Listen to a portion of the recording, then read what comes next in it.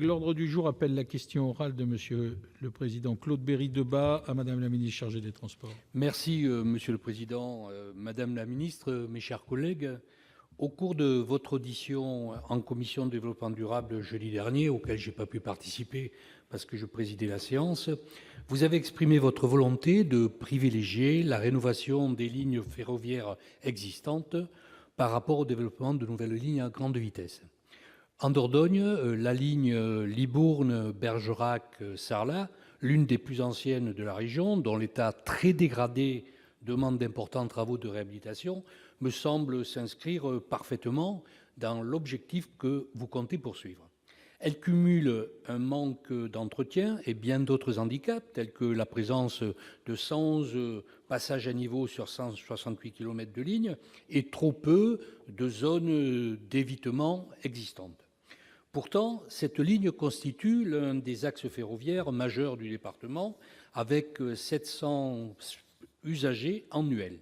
L'état actuel de l'infrastructure ne permet plus une exploitation satisfaisante du matériel roulant, avec de nombreux tronçons soumis à des réductions temporaires de vitesse, allongeant le temps de trajet, augmentant encore le nombre de retards déjà conséquents. Autant d'éléments appelant une réhabilitation jugée par tous comme urgente, mais qui encore aujourd'hui demeure incertaine. En 2013, une estimation réalisée par la SNCF Réseau chiffrait le montant des travaux réalisés à 45 millions d'euros et la première tranche des travaux avait même été inscrite dans le compte-rendu de plan État-région 2015-2020, actant une participation aux 2 tiers financés par l'État et la région et 1 tiers par les collectivités locales concernées et par les EPCI. Mais le 20 juin dernier, une nouvelle étude commanditée par l'entreprise ferroviaire voyait bondir le coût de cette réhabilitation à 91 millions d'euros, rabattant ce faisant les cartes de la répartition précédemment envisagées. Ainsi, à l'inquiétude et la frustration des usagers, largement laissés pour compte dans ce dossier, vient s'ajouter le désarroi des élus qui l'ont manifesté lors de l'inauguration de la LGV Bordeaux-Paris, en attendant de vous, Madame la ministre, des garanties quant à la réalisation et au financement de ce projet par l'État. L'arrivée de la LGV à Bordeaux et Libourne devait constituer, entre autres, une formidable opportunité pour nos concitoyens périgourdins de bénéficier de temps de trajet réduits vers la capitale. Or, force est de constater qu'à l'heure actuelle, ni l'état de l'infrastructure, ni le cadencement des trains ne le permettent. Il en est d'ailleurs de même pour la ligne TER Bordeaux-Périgueux-Limoges. Je n'ai pas le temps de le développer, mais c'est exactement la même problématique par rapport au cadencement et le temps de trajet pour venir à Paris. Aussi, Madame la ministre, ma question est toute simple. Quelles sont vos propositions pour apporter un service public ferroviaire de qualité à nos concitoyens périgourdins? Merci, Monsieur le Président. La parole est à Madame Élisabeth Borne, ministre chargée des Transports.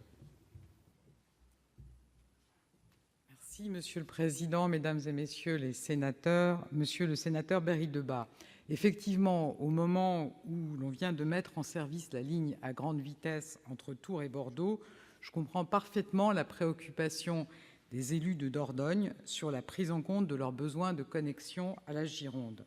Et j'ai d'ailleurs, comme vous le savez, eu l'occasion de m'entretenir avec plusieurs d'entre eux le 1er juillet dernier lors de l'inauguration de cette ligne à grande vitesse.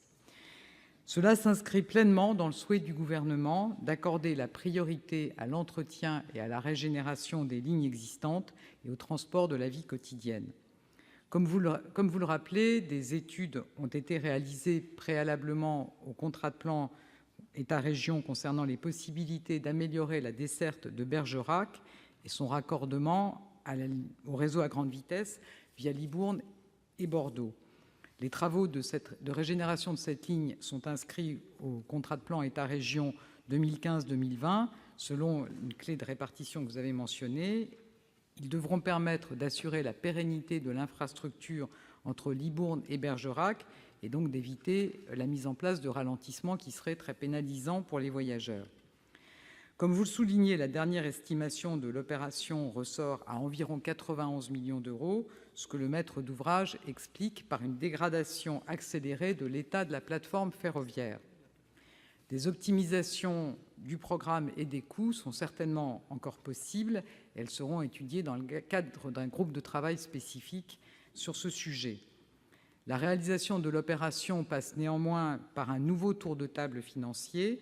L'État participe aujourd'hui à hauteur de 35 %, ce qui est un taux très supérieur à celui qu'il pratique habituellement sur les lignes d'intérêt régional, qui est en général de l'ordre de 15 %.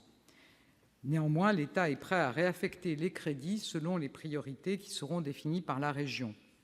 Il faudra donc que le préfet de région examine avec les représentants des collectivités territoriales les possibilités de parvenir à un nouveau plan de financement dans le respect des principes que je viens d'évoquer. En outre, maintenant que l'opération Sud-Europe Atlantique est terminée, SNCF Réseau va aussi pouvoir réaffecter des ressources humaines en fonction des priorités définies par la région sur les actions de sécurisation et de fiabilisation du réseau. En tout cas, soyez assuré, monsieur le sénateur, que je resterai très vigilante sur les suites données à ce dossier. Merci, Madame la Ministre. La parole est à Monsieur le Président Berry-Debat pour vous répondre. Madame la ministre, vous confirmez ce que vous avez dit de façon générale par rapport à votre préoccupation d'entretien et de régénération de certaines lignes. Dans le cas d'espèce, quand même, le doublement du coût de l'opération, on n'est pas neutre. Vous l'avez souligné pour l'État, même s'il intervient à 35 %. Alors, je voudrais savoir s'il continuera à intervenir à 35 % du coût qui a été multiplié par 2, et notamment encore plus pour les collectivités.